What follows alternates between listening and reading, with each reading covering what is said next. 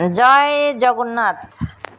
আজকে হচ্ছে রথযাত্রা, সেই জন্য খুব ভোরেই ঠাকুরের পূজা দিতে ঠাকুরঘরে এলাম। তো দেখো আমার ঠাকুরঘরটা কালকে আমি লক্ষ্মী পুজো করেছিলাম, সেই জন্য এত সুন্দর সাজানো আছে এখনও। আর আজকে তো রথযাত্রা, আজকের দিনটা একটু অন্যরকম, ভালোই লাগে সকালবেলা ওঠার পরে।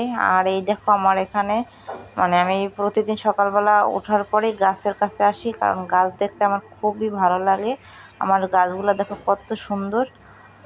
আর দেখো বাইরের পরিবেশটাও যেহেতু রথযাত্রায় প্রতি বছরই বৃষ্টি হয়, তো এবছরই ঠিক আবহাওয়া একই রকম, এই রোদ এই বৃষ্টি, জানি না বিকালবেলা কি হবে। তো আমরা আজকে নিরামিষ খাবো, আমার অলরেডি ভাত হয়ে গেছে।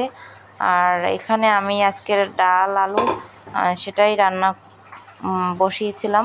এখানে ডালটাও প্রায় হয়ে গেছে। আর এই যে আলু, আর একটু ঝাল ঝাল করে আলু, যেহেতু নিরামিষের ভিতরে ডাল আলু তেমন একটা খাওয়া পড়ে না, আজকে অনেক দিন পরে যেহেতু নিরামিষ আছে সেজন্য ডাল আলু রান্না করলাম।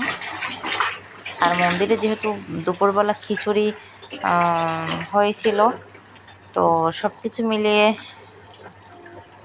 ভালোই ছিল। যদিও আমার এই ভিডিওটা আমি আজকে 2-3 দিন পরে দিলাম, তো সেদিনই কথাগুলো বলছিলাম।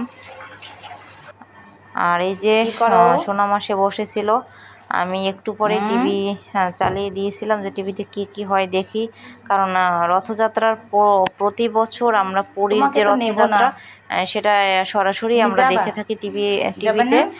এরপরে অবশ্য সকালবেলা মন্দিরে যাওয়া হয় না, আমি টিভিটা অন করে দেখি যে অলরেডি শুরু হয়ে গেছে এখানে রথ টানা।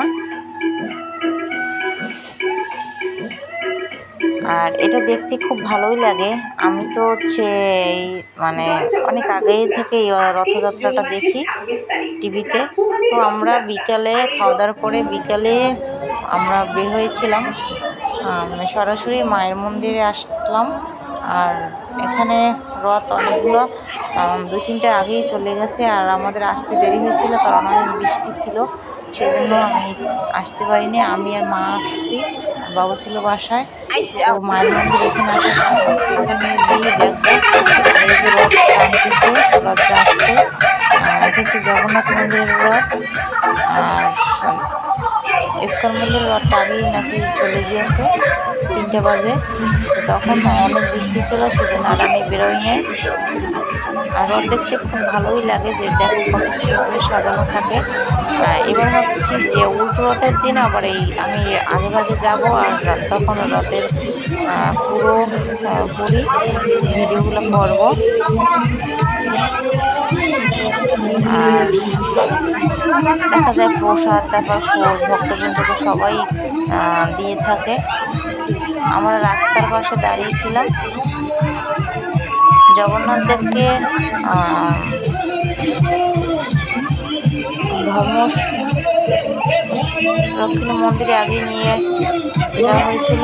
তো তারপরও ওই যে গাড়িতে করে সবাই কিন্তু তীর্থ করতে যাচ্ছে, ভালোই লাগে। আমার ইচ্ছে ছিল এরকম একটু গাড়িতে উঠি, তারপরে এরকম কীর্তনগুলি দেখি।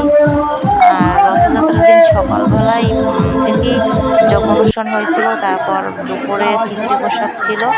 আর যেখানে এই যে জগন্নাথ ঠাকুরকে রেখেছে সেই মন্দিরে আসলাম চলে। তো এখানে দেখি যে জগন্নাথের মাসি বাড়ি সেখানে, তো এসে দেখি যে তারা বিশ্রাম নিচ্ছে, এখনও তাদের খাওয়া দাওয়া হয়নি, আসার পরে বিশ্রামে আছে। আমি আর মা এই যে তারপর আবার হাঁটতেছি, অন্য একটা মন্দিরে যাব। এরকম করেই 2-3টা মন্দির ঘুরে তারপর আমরা সন্ধ্যার পরে বাসায় গিয়েছিলাম। ভালোই ছিল।